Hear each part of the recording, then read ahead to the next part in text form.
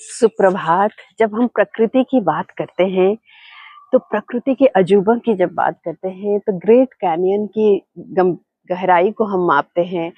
Amazon की जो विशालता को है उसे देखते हैं कि इससे भी एक बहुत ही खास इस प्रकृति का जो लीला है वो चल रही है।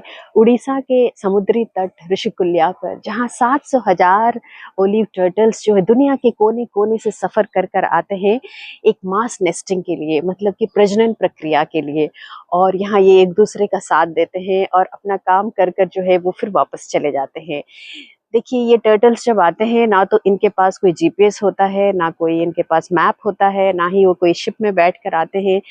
छोटा सा टर्टल जो है वो पता नहीं 7 समंदर पार करके कैसे आ जाता है। और आता ही नहीं है, बल्कि उस अपने लिए एक घर भी बनाता है और उसमें अंडे देने के बाद जो है वो वापस चले जाता है और ये देखता भी नहीं उसके अंडे का क्या हुआ। तो ये है कहानी एक आस्था की, समर्पण की और त्याग की। जो हम इंसान भी जो है एक सफर में आते हैं यहाँ पर। और हमारे इंसानों का सफर जो है इनसे बहुत अलग है। हमारे पास बहुत कुछ है, लेकिन तब भी हमारे पास आस्था की कमी होती है, हमारे पास समर्पण की कमी होती है।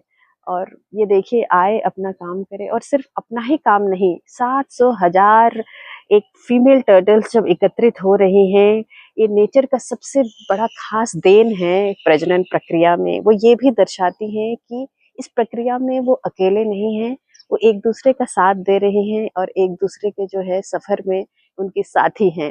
और ये जो है उनको सपोर्ट देता है, उनको जो इमोशनली जो है उन्हें एकत्र करके बांध के रखता है। और शायद इसीलिए हर साल इस प्रक्रिया में वो एक साथ आते हैं।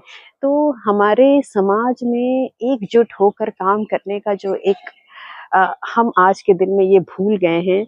शायद प्रकृति आज भी इस चीज को याद रखती है। आशा करती हूँ कि हम भी हमारे सफर को इसी तरह से एक दृढ़ निश्चय से और संकल्प के साथ इस यूनिवर्स में भरोसा करते हुए जब हम करेंगे, तो हम सबको सफलता जरूर मिलेगी। धन्यवाद।